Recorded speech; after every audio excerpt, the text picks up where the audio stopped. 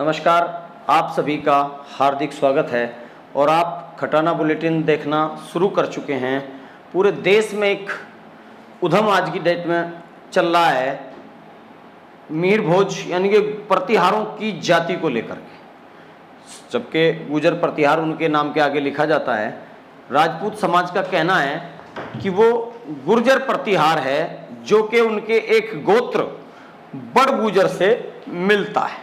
हमारे साथ हैं कपिल बर्मन जी, जिनका बचपन राजस्थान में गुजरा है।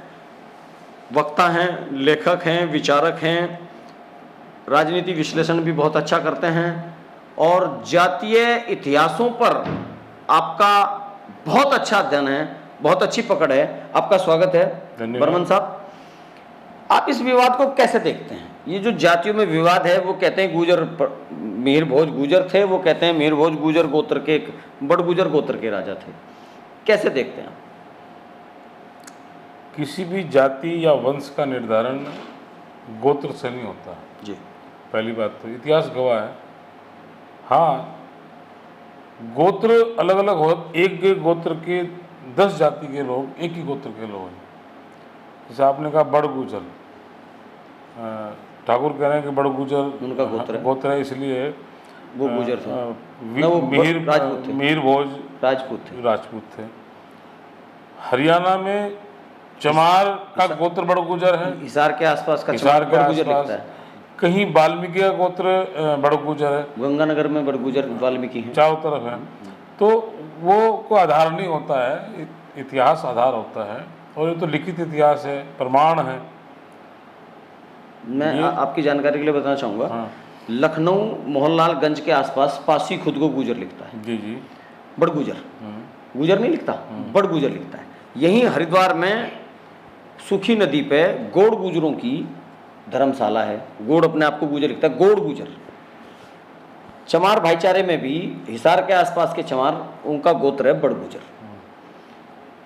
राजपूतों का भी एक गोत्र है बड़ गुर्जर।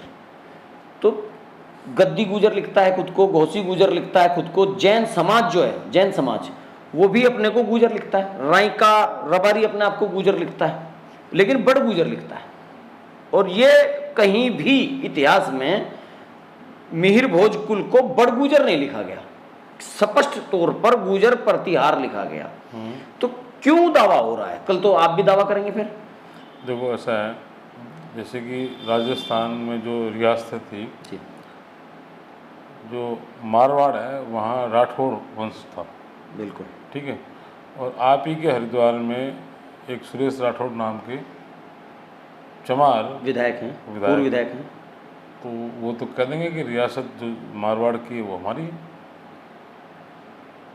बंजारे भी लिखते हैं, बंजारे भी लिखते हैं, गडरिये भी लिखते हैं, गडरे भी लिखते हैं। गुर्जर भी राठौड़ लिखता तो है। ये ना, ये जाट भी लिखता है। कोई आधार नहीं है, निराधार है।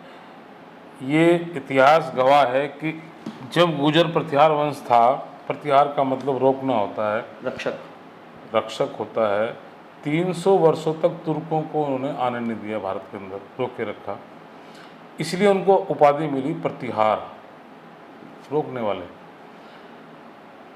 और उस समय का इतिहास कहता है कि उस समय 3 ही वंश चल रहे थे। पाल वंश था जो बंगाल में था, जो पश्चिम में था, गुर्जर प्रतिहार था, और राष्ट्रकूट था नीचे दक्षिण में राष्ट्रकूट थे। 3 थे और तीनों को युद्ध होते थे, कभी ये भारी तो कभी ये भारी तो कभी ये भारी। लेकिन जो इस बॉर्डर पे था ये गुर्जर प्रतिहार वंश था। इन्होंने रक्षा की, इन्होंने रोका रखा। ये दोनों तरफ लड़े। हाँ, अरबों से भी लड़े, और राष्ट्रकूट, तीनों तरफ लड़े। और मिहिर भोज गुर्जर प्रतिहार का सबसे सशक्त वीर योद्धा थे। वो चक्रवर्ती सम्राट थे, ठीक है ना, न्याय के प्रतीक थे। उस समय तो राजपूत काल का आरंभ ही नहीं हुआ था ही नहीं, अस्तित्व में नहीं था। अगर मैं देखूं कि भाई राजपूत काल कब से शुरू हुआ, जब अंत हुआ प्रतिहारों का, जब अंत हुआ सत्ता का, हिंदू राजाओं का अंत हुआ। नहीं, हिंदू था ही नहीं उस समय, गलत कह रहे हैं आप। जब प्रतिहार की सत्ता डगमगाई या खत्म हुई, हर राजा का एक अंत होता है वंश का, जब वो अस्त हुआ तो ये आए तो ये उनके सामंत रहे होंगे? नहीं, ये कहाँ से आए? ये वो चंद्र बरदाई कहते हैं कि माउंट आबू में एक हवन कुंड हुआ था, उसमें से परमार और ये निकले थे, वो इनका कहानी है। और वो भी कहानी क्या है कि जब पृथ्वीराज चौहान के 200 साल बाद 300 साल अगर बाद, आप हवेन सांग और फायान को देखें, हाँ। उसने तो इन्हें उनके सामंत लिखा कि उनके राजा के नीचे जो छोटे राजा होते हैं या जो सामंत होते हैं वो थे ये सारे ऐसा ही लोग। होता है। सामंत कहना नहीं, अगर एसपी मरता है या एसपी वो तो सेकंड कौन संभालता है? डीएसपी संभालता है। अगर आप जंग में जा रहे हैं और एसपी के गोली लग जाए तो कौन संभालेगा नेतृत्व? डीएसपी संभालेगा। नहीं, निश्चित रूप से। तो जो अगला राजा आया तो निश्चित रूप से उसके नीचे था, सेकंड पोस्ट वो थी तो वो आगे आ गया। इसमें तो कहने की जरूरत नहीं, अंडरस्टूड है। लेकिन ये सत्ता संघर्ष है, आज सत्ता के लिए तो आज तो लोकतंत्र है। आज गुजर और राजपूत इसे क्यों, चलो गुजर तो वो स्पष्ट कहीं ना कहीं दिखता भी है, राजपूत क्यों छीनने में लगा है या क्यों गुजर अपना बताने में लगा है? मजे की बात ये, ना तो गुजर को पता है अपने इतिहास का, ना तो गुजर को पता है इतिहास का कि भाई मेरा अस्तित्व क्या है, मैं आज क्या हूँ, मेरी सामाजिक राजनीति औकात क्या है, हैसियत क्या है और क्या होनी चाहिए थी, मेरी होनी क्या चाहिए थी। मैं मयूर भोज की संतान हूँ, मैं उस बलिदानी क्या कहते हैं उसको, पन्ना धाई की औलाद हूँ जो समर्पण के लिए अपने बेटे को कुर्बान कर देती है। अच्छा, एक बात और यहाँ आती है। एक तरफ तो आप कह रहे हैं कि राजपूत कालीन से पहले वो फर्स्ट लेयर में थे, ये सामंत दूसरे नंबर पे थे जो उस टाइम राजा हो गए, लेकिन पन्ना के टाइम पे तो ये फर्स्ट हो गए थे। हाँ, पन्ना के टाइम पे फर्स्ट हो गए थे। तो पन्ना को या गुजर माता को अपने यहाँ राजकुमारों को दूध पिलाने के लिए क्यों रखते थे? आज भी, हाँ, आज भी जो उच्च कुल के ठाकुर हैं, ठाकुर नहीं कह सकते हम, राजपूत कुल है जो, वो आज भी अपने बच्चे को जो पैदा होता है उसकी माँ का दूध नहीं पिलाते, गुजरी का दूध पिलाते हैं। यह आश्चर्य की बात है, आपको शायद पता नहीं होगा, गुजरी का दूध पिलाते हैं। बहादुरी का प्रतीक है वो, वफादारी का प्रतीक है वो, न्याय का प्रतीक है वो, आज भी।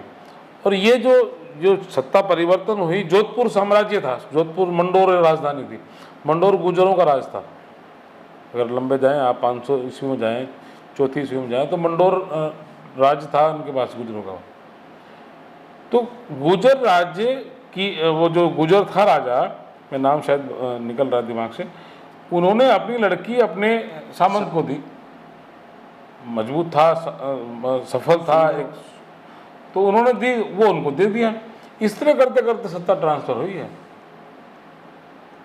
सत्ता ट्रांसफर ऐसे होती है। तो इसमें, और गुजर प्रतिहार मिहिर भोज तो देश का है, देश का गौरव है। आप उसे जाति में बांट के, मैं तो कहता हूँ आप भी क्यों बांटते हैं? एक बात और समझ में नहीं आई। हाँ, जितने मुस्लिम इतिहासकार भारत में आए, उन्होंने, अरबों इतिहासकारों ने, खासतौर पर अरब इतिहासकारों ने, अरब के यात्रियों ने लिखा है कि गुजर यदि ना होते, राजा गुजर राजा ना होते तो 300 साल पहले ही अरबों का कब्जा भारत पर हो चुका होता। जी जी। और जब अरबों का कब्जा हो गया तो क्या प्रतिहारों का, चलो राजपूती हो या गुजरी हो, क्या जिसके माँ बापों ने, जिसके पूर्वजों ने 300 साल लड़ाई लड़ी हो किसी कौम के साथ, क्या उस कौम के साथ तो रोटी बेटी का रिश्ता रख सकता है? मरना मंजूर करेगा लेकिन रिश्ता तो रख ही नहीं सकता। तो फिर इनके रिश्ते कैसे हो गए अगर इनका दावा सच है तो? नहीं, एक्चुअली क्या है कि नहीं, दावा तो गलत है, दावा तो हम कह ही नहीं रहे। और ये दावा कुछ लोग कर रहे हैं, समझदार राजपूत भी नहीं कर रहे हैं, ध्यान रखना इस बात को। जो समझदार राजपूत हैं, जो इस सत्ता के चक्कर से बाहर हैं, जो पिछलगू नहीं है, वो समझते हैं इस बात को। ये तो वो लोग हैं जो पिछलगू हैं सत्ता के, भीड़ हैं, भीड़ कह रहे हैं जी हमें, वो तो उपद्रव फैलाना चाहते हैं, देश में अशांति की बात करते हैं और कुछ नहीं है। आप सोच रहे हैं कि ये, अगर आप समझदार किसी राजपूत से पूछें तो क्या गुजर प्रतिहार वंश साक्ष्य है, तो उनके मंदिर हैं, उनके किले हैं, सब कुछ है उनके अंदर साक्ष्य भाई। अच्छा, मैं अंत में एक सवाल पूछना चाहता हूँ आपसे। जो पिछले 5-6 सालों में राजपूत समाज का रुख पिछले 30 साल जैसा हो गया, जैसा कभी 1950-60 तक रहा होगा, 50-60-70 तक के दशक में था, वो 70 में बदला और 2010 तक, 12 तक, 15 तक बल्कि ठीक रहा। और भाजपा की सरकार आने के बाद उत्तर प्रदेश में खास तौर पर जो राजपूतों ने वापस दलितों की बारात रोकनी बंद कर दी, कहीं अहिल्याबाई होलकर की जयंती मना रहे हैं तो वहाँ उनकी पिटाई कर दी, क्या कह रहे हैं, गडरिया समाज की। तो कहीं गुजरों को कह रहे हैं कि आप यहाँ हमारे यहाँ यात्रा नहीं निकाल सकते, आप हमारी रखैलों के, पता नहीं किस किस तरह के शब्द इस्तेमाल कर रहे हैं, आप उनके बच्चे हैं, आप उनके बच्चे हैं। बहुत दिनों के बाद, मंडल राजनीति के बाद मुख्यमंत्री बनने का मौका हिंदुत्व की राजनीति के तहत राजपूतों को मिला। उससे पहले बंद हो गया था, खासतौर पर यूपी में तो बंद ही हो गया था। ये कहिए आपके वीर बहादुर सिंह के बाद शायद जो मुख्यमंत्री बने हैं योगी महाराज, वो हिंदुत्व के दम पे बने, न कि राजपूतों के दम पे। और उस हिंदुत्व के लबादे को राजपूतों को ओढ़े रखना चाहिए था या जाति का लबादा बाहर ले आना चाहिए था? आप इसमें क्या कहना चाहेंगे? ये नुकसान की तरफ जा रहे हैं या फायदे की? देखो, जब पतन होता है ना किसी भी समाज का, किसी भी व्यक्ति का, तो वो अहंकार करता है, अहंकार, और अहंकार की निशानी पतन की ओर ले जाती है। हमारा संविधान कहता है जो 1935 में जिनके बाप दादा यहाँ रहते थे वो यहाँ के मूल निवासी हैं। मैं संविधान को मानने वाला हूँ। गुजर बाहर से आए, जॉर्जिया से आए, कहाँ से आए, ये विषय राजनीति का नहीं है, इतिहास का है। आर्यंस, ब्राह्मण यूनान से आए या इजराइल से आए, ये इतिहास का विषय है। ये हूण, शक, जितने भी लोग आए ये बाहर का विषय है। मुगल आए, तुर्क आए, बाहर का विषय है, अध्ययन का, राजनीति का नहीं। लेकिन जब हम स्वतंत्र भारत की बात करते हैं तो संविधान कहता है कि 1935 से जिनके बाप दादा यहाँ देश में रहते थे वो भारत के मूल निवासी हैं। अगर आप इस भारत को एकीकृत चाहते हो, भाईचारा चाहते हो, तो ये बातें गैर संवैधानिक हैं, कि देश को तोड़ने वाली हैं। और चाहे वो गुजर तोड़े, चमार तोड़े या राजपूत तोड़े, ये समाज को कमज़ोर करेगी और फिर गुलामी की ओर ले जाएंगी, अलगाव पैदा करेगी और हम भाईचारे से विमुक्त हो जाएंगे। हमारा धर्म, हमारी नैतिकता सब खत्म हो जाएगी। गुजर प्रतिहार देश का एक शान है। अगर उसके इतिहास को देखें तो उसने विदेशियों को रोका, आक्रमणकारियों को रोका, उसको उस रूप में लें। आप गुजर के रूप में क्यों लेते हैं?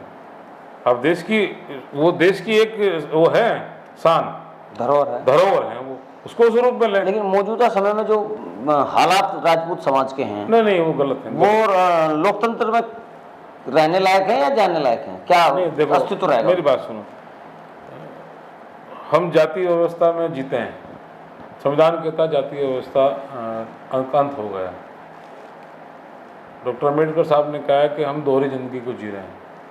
राजनीति कहती है कि जातीय व्यवस्था खत्म, सब समान है। आर्टिकल 14 कहता है कि सब समान है, लेकिन समाज कहता जातीय व्यवस्था है, आप शूद्र हैं, आप वैश्य हैं, आप ये हैं, आप वो हैं, और उसी के आधार पर आपका निर्धारण होता है सम्मान, मान सम्मान का, अधिकार का, है ना। तो हमें तो उसको कम करना चाहिए, है ना। हमें उसे कम करके देश को आगे बढ़ाना है। लेकिन यहाँ उल्टा हो रहा है।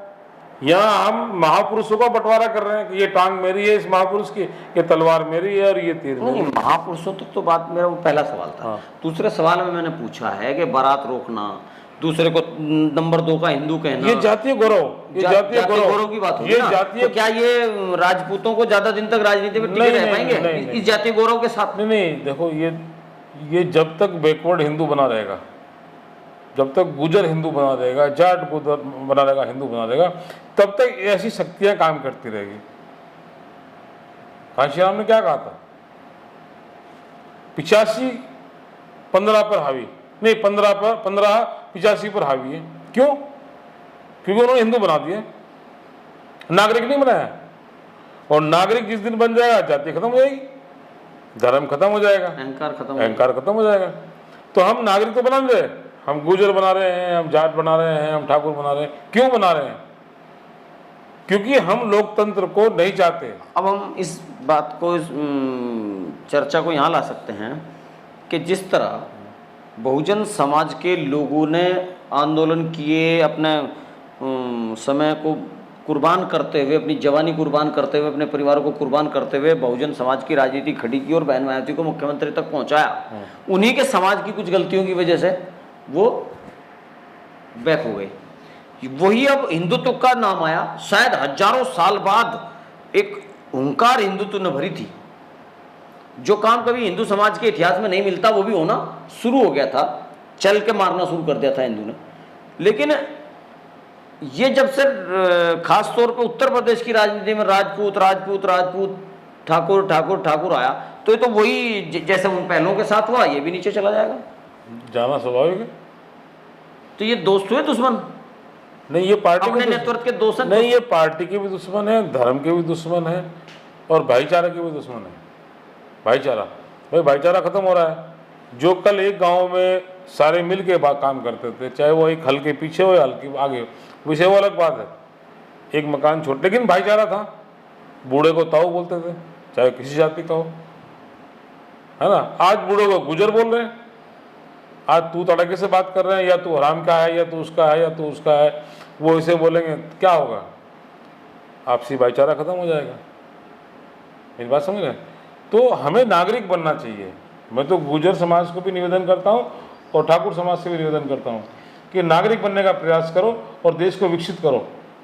कब तक इस तरह लगे रहेंगे कि नहीं ये बड़ा हूँ और मैं बड़ा हूँ? सब बराबर है, संविधान सबको बराबर कहता है, तो बराबर बनने की बात करें। आपने बताया कि देश के संविधान ने सबको बराबर बताया है। जातीय गौरव करना या जातियों पर अध्ययन करना वो सामाजिक और ऐतिहासिक विषय हो सकता है, लेकिन मौजूदा लोकतंत्र में जो जातियां देश का प्रदेश का नेतृत्व कर रही हैं, लोकतंत्र में सबकी वोट लेकर, यदि वो किसी दूसरे समाज को गाली देते हैं तो उनका बुरा समय शुरू हो जाता है। ऐसा लोकतंत्र की अवधारणा है। तो यदि लोकतंत्र में जिंदा रहना है तो सबको साथ लेकर चलना होगा, कहने से कुछ होने जाने वाला नहीं है। धन्यवाद।